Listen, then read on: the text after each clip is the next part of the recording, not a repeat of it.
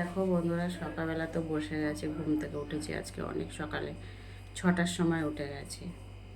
6টার সময় ঘুম থেকে উঠে বাচ্চাগুলোকে খেতে দিলাম, খাওয়ালাম, দুধ গরম করে খাওয়ালাম ওদেরকে।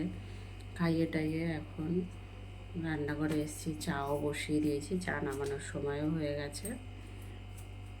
আর কালকের তো মায়ের বাড়িতে গেছিলাম, ওখানে গিয়ে সব খাওয়া দাওয়া করেছি, কিন্তু ভাত কটা করেছিলাম কালকে।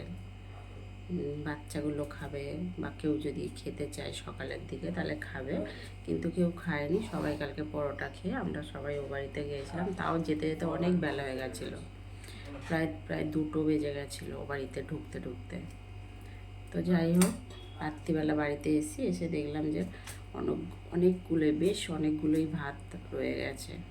তা কী করবো, ভাতগুলোতে তো জল দিয়ে দিয়েছি।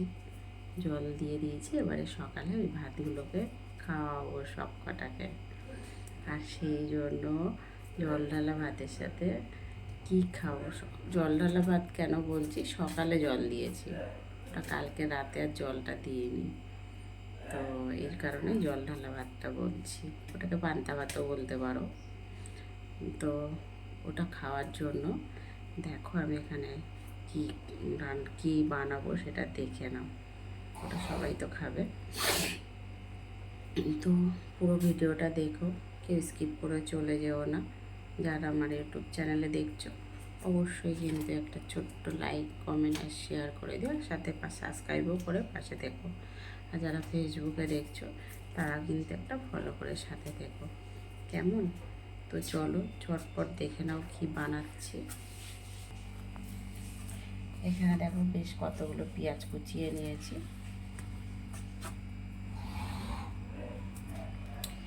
এখানে 2টো আলু ছাড়িয়ে নিয়েছি, এটাকে গ্রেট করব। দেখো পেঁয়াজগুলোকে কেটে নিয়ে ভালো করে কুচিয়ে নিয়ে নুন মাখিয়ে নিয়েছি, একটু মজে যাবে তারপর রান্নাটা করব। পেঁয়াজগুলো বেশ ভালো করে মজে যাবে, নুন মাখিয়ে বেশ চটকিয়ে দিয়েছি। এখানে দেখো আলুটাতেও তাই গ্রেট করে নিয়ে নুন মাখিয়ে নিয়েছি।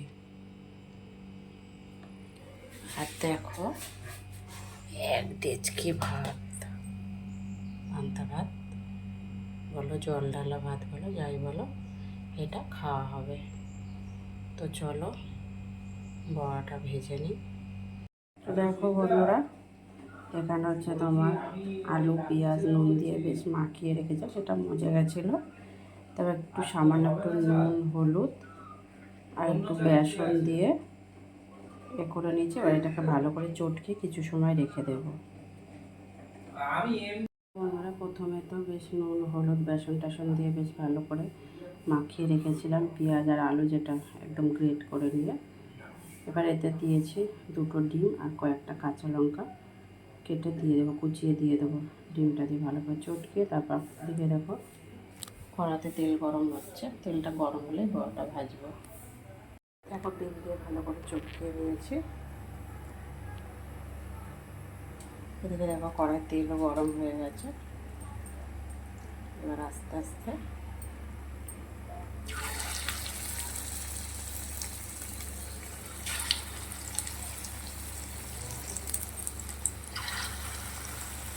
গ্যাসটা একদম কম করে দিয়ে কড়া করে ভাজবো।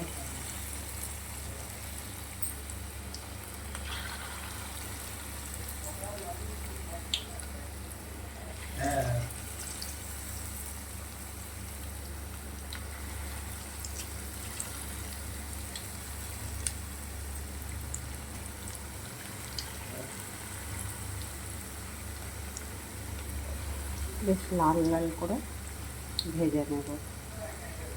আর গ্যাসটা একদম কম করে দিয়ে যেহেতু ভাজবো, কেন কি ভিতরে যে আলুগুলো দিয়েছি আলুগুলো যেন সিদ্ধ হয়, আবার বেশ একটু মুচমুচেও হয়, সেই জন্য গ্যাসটা একদম কম করে দিয়েই ভাজবো।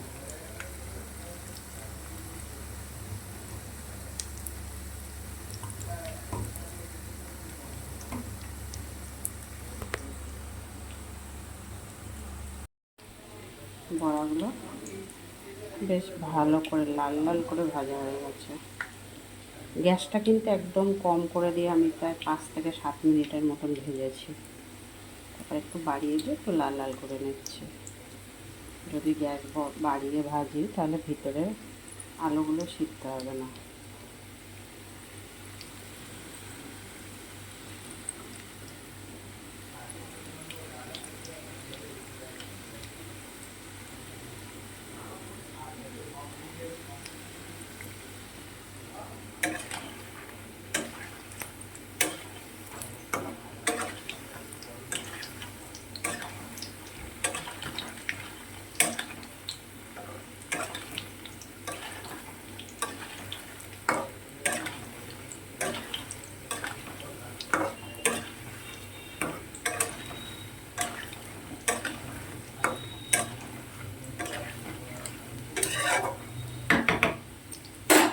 চলো এবার নামিয়ে নেব।